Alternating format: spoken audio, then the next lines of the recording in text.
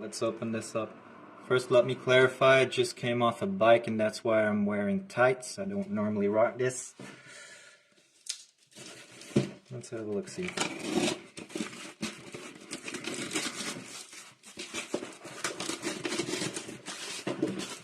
I also don't wear tights on my bike. It's under the pants. Extra clarification.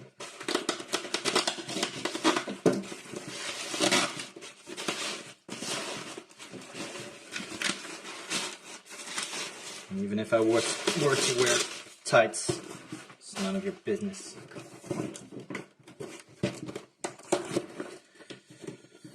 So you can see the FAJS logo. So this is the third DCOE 45 that I am buying from FAJS. Already had them tuned, jetted the way I wanted.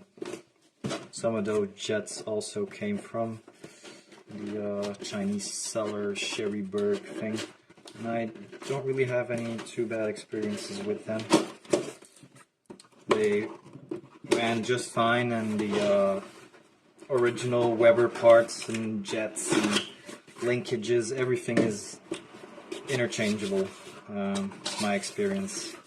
There are a few things to watch out for. This being my third carb, I'm kind of getting experienced in what to watch out for and what the dangers are. I don't know how much this will cost you in your region, but I had a discount. This was about 200 euros. I think they range in between that 200-250 euros in the for when you buy them in Europe.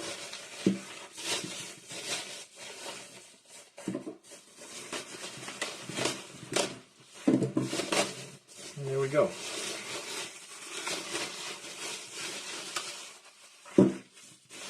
Here's the carb, and here a little bit of accessories.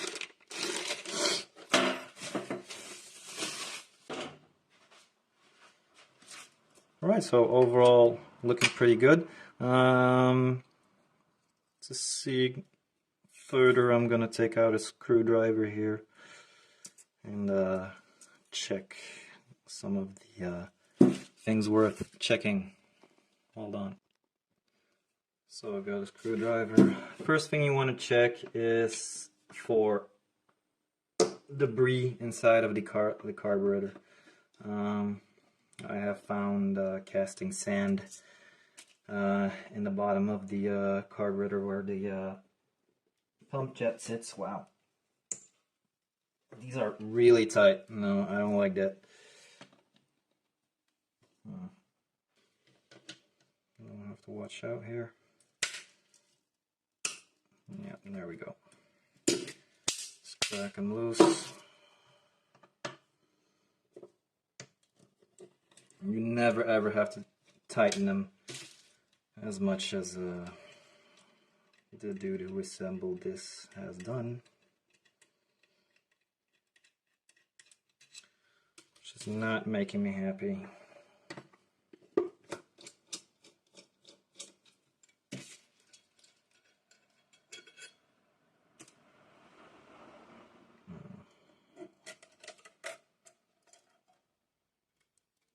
Alright. So first thing you do is you check for debris. If there's anything left inside, little sharp edges. I see a little sharp edge. I need another light. Just give me a sec. So you can see those two holes over there. They're kind of like some jagged edges I'm going to take off because I don't want that to start floating around in the car. But overall looks pretty clean in here. Last time I found debris in here, so I'm going to open this up and check.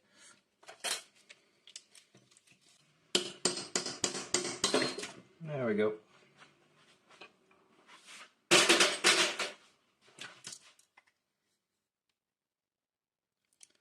Look inside of this this hole here. This is where I found casting sand last time, the last carburetor I opened up. This looks pretty good.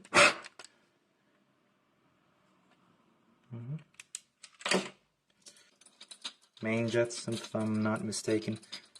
There's a really good series of videos by 3DS Shooter, I think 3DS Shooter was his name, on YouTube.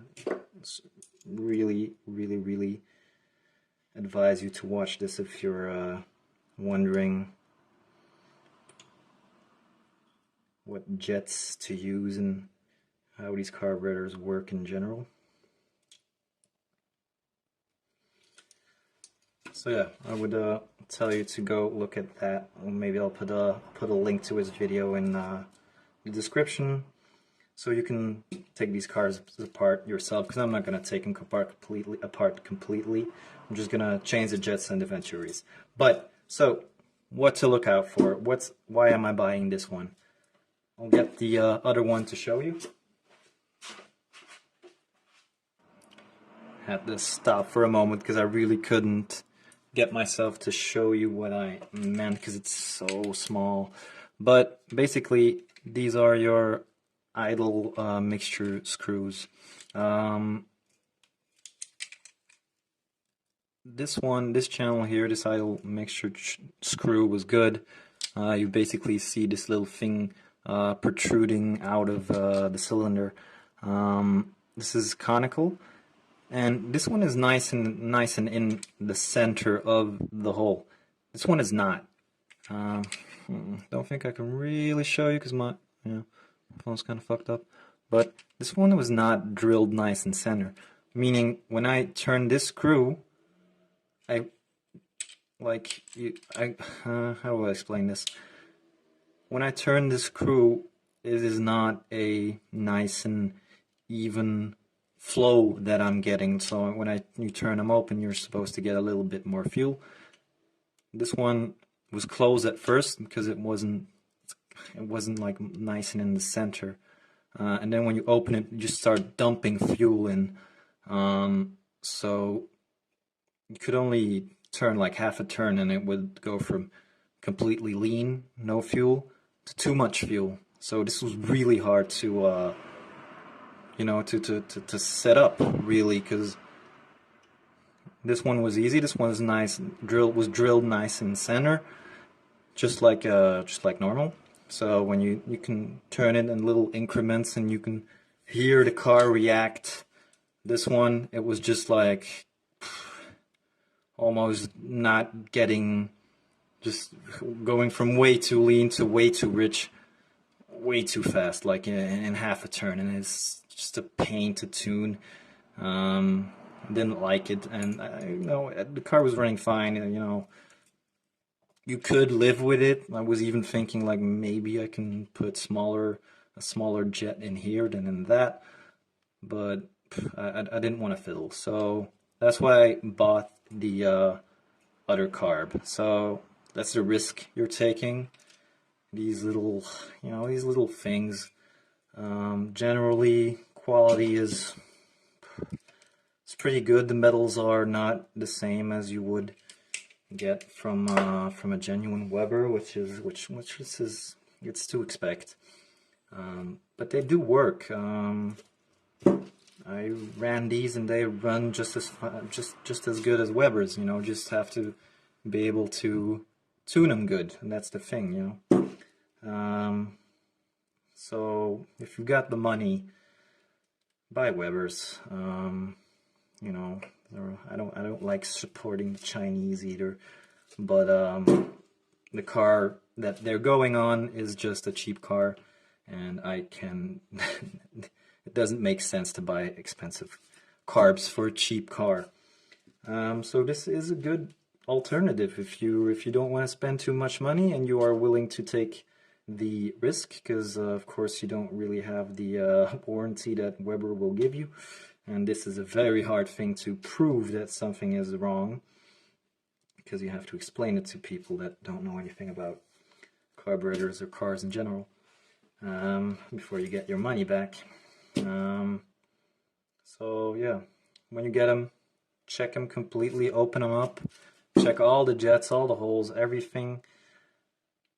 Open it up completely. Also check, I would check these, your progression holes. I'll just show that now before I forget. Where's my light? Here you can see these, and you open up this cap, you can see the progression holes, and just check if you can see 3 holes showing, which is the case, even like 3.5.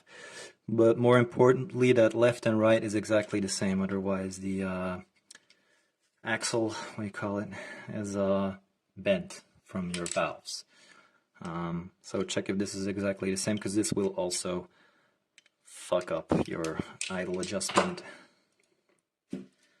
Other than that, you know, check if these if your idle mixture screws are drilled nice and center, and they, when you turn them in, that they protrude the same.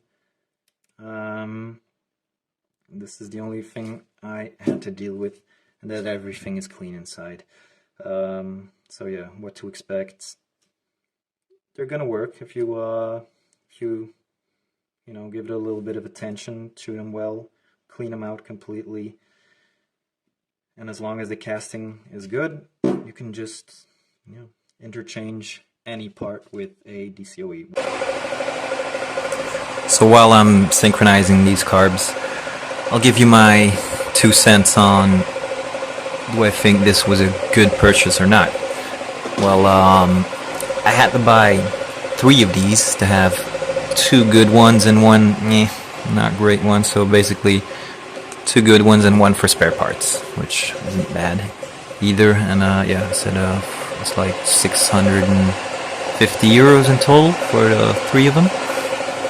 That compared to the 1,100 euro price tag on actual genuine Webers. The difference isn't huge, you know. So I think, like, in the long run, I would shell out the dough for real Webers, because if I want to sell these later on, nobody's really gonna trust buying a used pair of Chinese reproduction Webers compared to a pair of genuine Webers, which will still hold their value pretty well. That being said, if it's just a cheap car, I don't know, something you want to thrash around in, this might not be a bad purchase. You'll probably be fine with buying 2 of these, and for less than 500 euros you'll have a car that drives just as well as with actual Webers. So it depends on what your use will be, but generally I think I would have gone with the real ones. Yeah. So yeah, that's my 2 cents. I hope you enjoyed the video and that was helpful to you, and I'll see you in the next one.